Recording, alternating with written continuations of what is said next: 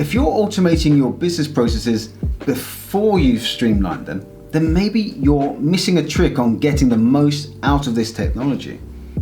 Optimizing processes before you automate them can not only save on development time and automation power, but it can also improve the robustness and thus keep your support and your maintenance costs right down. This means running costs are lower and returns of investment can be way higher than if you were just to automate a process as is. Remember the phrase, garbage in, garbage out. In this video, we're going to cover the 8 types of waste that are in your business processes that are unnecessarily using up time and resources, and what you can do to remove them. This way, you can have streamlined processes that are ready for automation. And no matter what industry or business you're in, these 8 forms of inefficiencies exist in probably every department and team of your business. To completely optimize a process is to completely remove these 8 types of waste, which may be impossible, but it's something to strive to. So we'll walk through the well-known acronym DOWN-TIME, which you can apply to the office work that you do, and we can explain how to identify these 8 types. Hi guys, I'm Tony and this is Intelligent Automation Simplified. And these videos were created to simplify intelligent automation for professionals who are new to automation, to level up your knowledge so that you are empowered to optimize your business and discover new technologies in a lean and accelerated way. So if you're looking to accelerate your learning curve and future-proof your career, hit that subscribe button so that you get notified every time I release a new video. So D stands for defects, and this is defective products that your process produces. These are produced outputs, not just the business outputs, but it could be the outputs of a process that have subpar quality. It could be a process which the outputs have missing information, or you've had teams that are missing deadlines, or there are incorrect versions of documentation that's circulated. So when there's a team or a process which has a higher error rates, you can set up quality assurance checkpoints to help reduce these defects. For example, if you added an approval step, yes, that may slow down the process, but overall it will speed it up because there's just less rework. So with quality assurance, taking that one step further by building in quality assurance into the process, it reduces and minimizes the mistakes that staff who are doing that process can make. For example, if people are misspelling suppliers' emails all the time, you could just design into the process a drop down of all the suppliers' emails into a list so that you can only select from the drop down, and that just eradicates any misspellings altogether. Or if users are putting spaces or letters into costs that obviously should just be numeric, you can set that field on the costing field, on a costing form, to only accept numerical input. So O is for overproduction, and this is when you're just producing too much and you're wasting resources and energy, be that a business team or just an individual process. And so it's actually counterintuitive that overproduction actually makes you less productive. Yes, there's going that extra mile for clients and customers and your colleagues, but then there's doing things that just are unnecessary, like producing things too early or too many, or focusing on non-priority items. It's not about beating targets or deadline. It could be things like, just adding too many people into a workshop that don't really need to be there, or rushing development too quickly and cutting corners, or working on easier tasks rather than focusing on priority items. As an example, you could have a team that receives kind of work queue, but they're cherry picking the easier work, and so the hard and more urgent work is left on the shelf and has extremely high waiting times. So for scenarios like that, you could build priority into the process so that there's no cherry picking. And so these urgent, harder processes are worked on just like anything else, and you reduce the average waiting time. That really drives the average waiting time right down. So your waiting time isn't skewed by the harder ones that were sitting on the shelf for days. Also, if you've never looked at an accounting department before, you'll be actually very surprised how much time is wasted chasing clients for payments before the due date, before that 30-day payment period. And so that's just a lot of wasted effort. So what you could do in situations like that is build in reminders, say 1, 3, and 5 days after the 30-day period ends.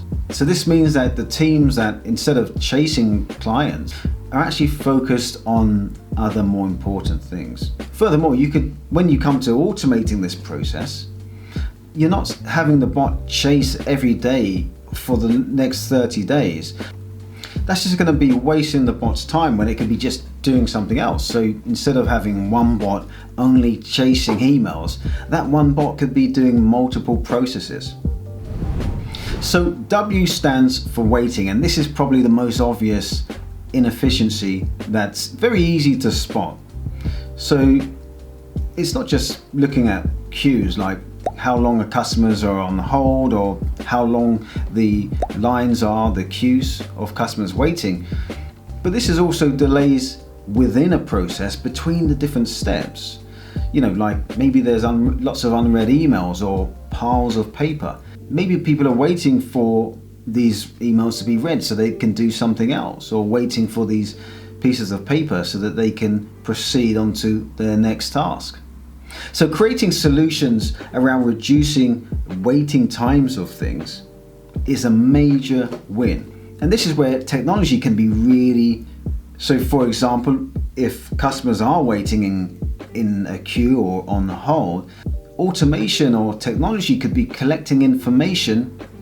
Customers could be filling in forms while they're waiting.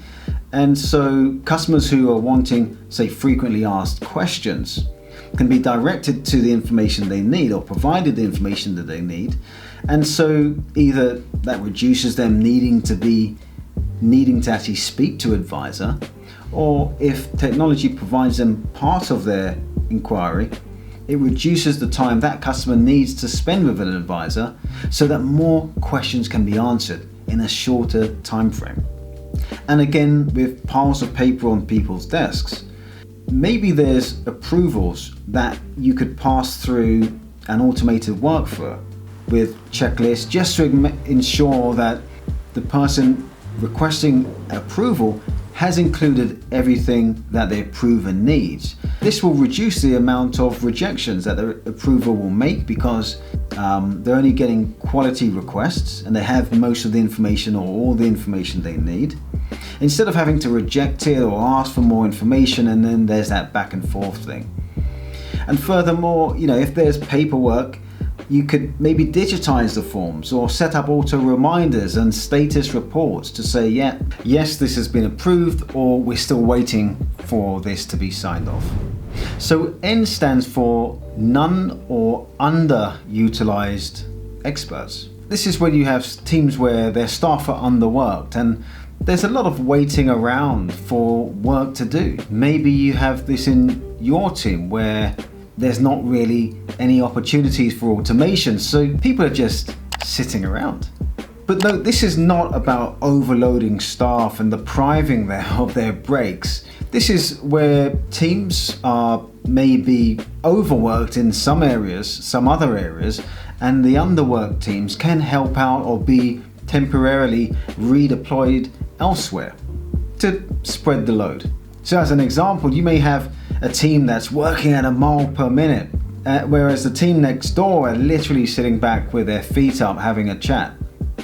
So say team A has 5 people and it takes an hour just to process one customer.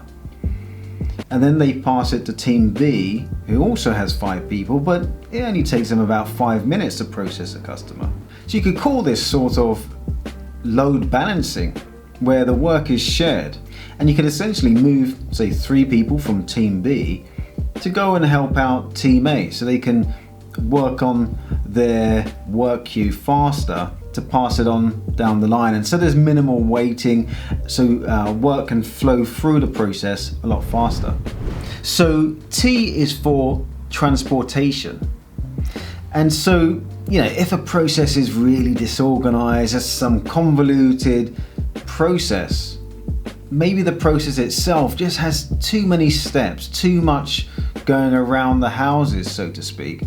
And just that unnecessary movement of things like documents and data and materials, it hasn't really been streamlined at all.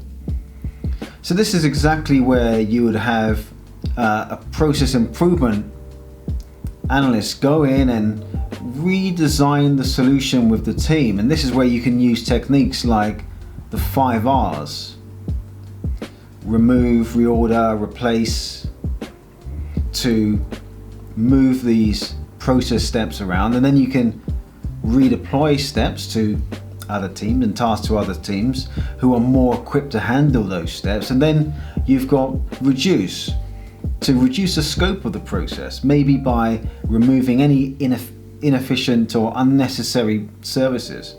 Like if for whatever reason you've offered to post mails to customers instead of just sending them all emails.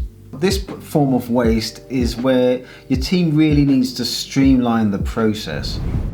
So this is for inventory. So this is looking at the whole process, or the end-to-end process, and saying, okay, are we producing too much of this product and it's just sitting around not really doing anything?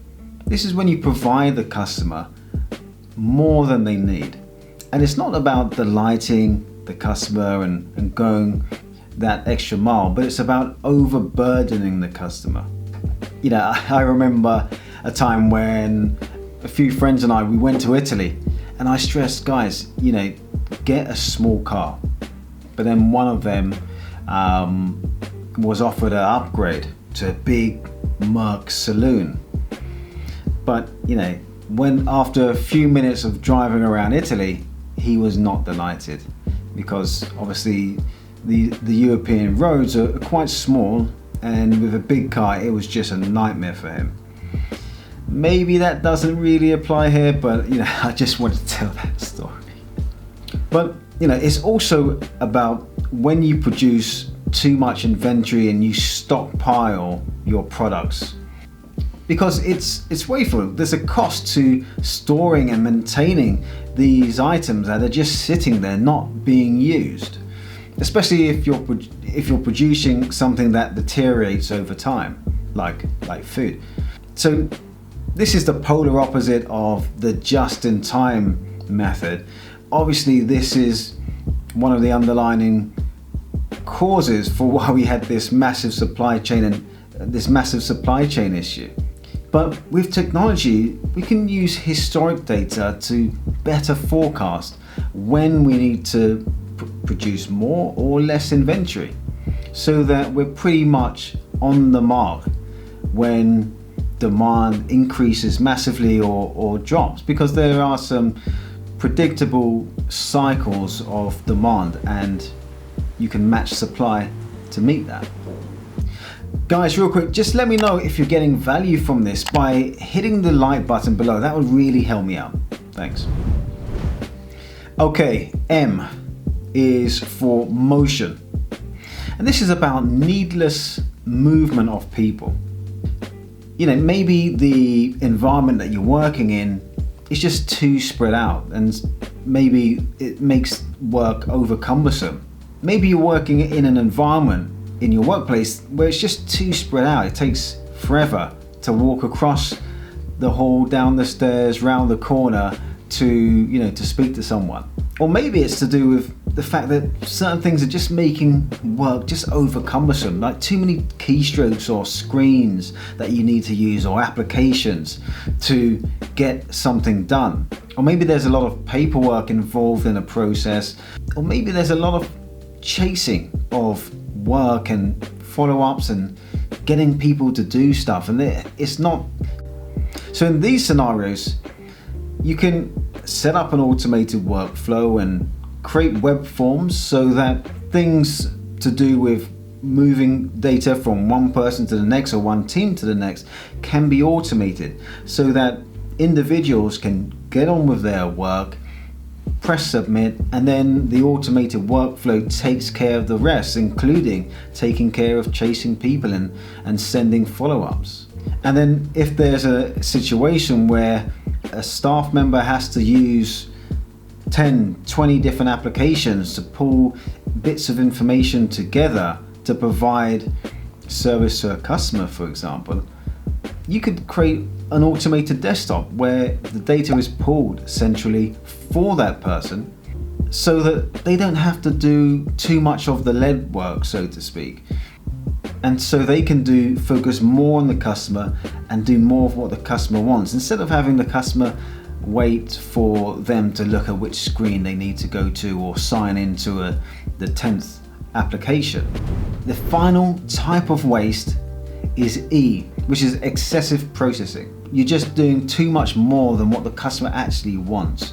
There's too many reviews, there's too much red tape, it's just over bureaucracy. Yes, the customer wants you to protect their privacy, protect their security, but if you're sending them an email every day or a text message every day saying that everything's fine, it's not good for them, and it just gives your staff too much work. So this is where you have to take a step back and say, okay, do we need these checkpoints? Can we build in quality assurance into the process and into the forms so that we can remove these checkpoints and approval steps and remove the blockers?